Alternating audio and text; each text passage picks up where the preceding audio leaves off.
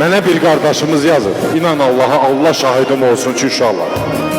Ay dostlarım, ay qardaşlarım, öz dərdimi unutmuşam, sizin dərdinizə yanıram. Dedi ki, anam dünyasını dəyişir. Dedi ki,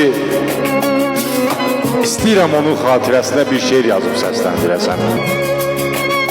Allah məkanını cənnət eləsin, ruhu şad olsun anamızın. Yazmışam ki, ana tikisini bilənlər bilir.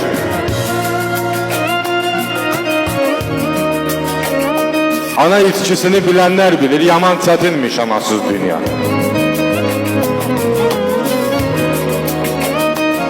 Üzündən sevinç də, gülüş də gedir, yaman çətinmiş anasız dünya.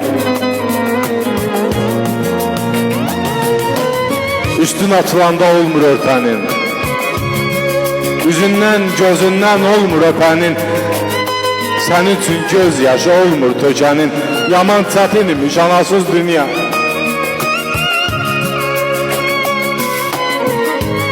Bulud da gözlərim dolur, boşalır, bu həsrət, bu hicran məni boşlamır.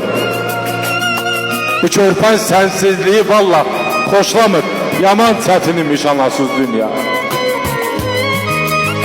Yaman çətinmiş anasız dünya.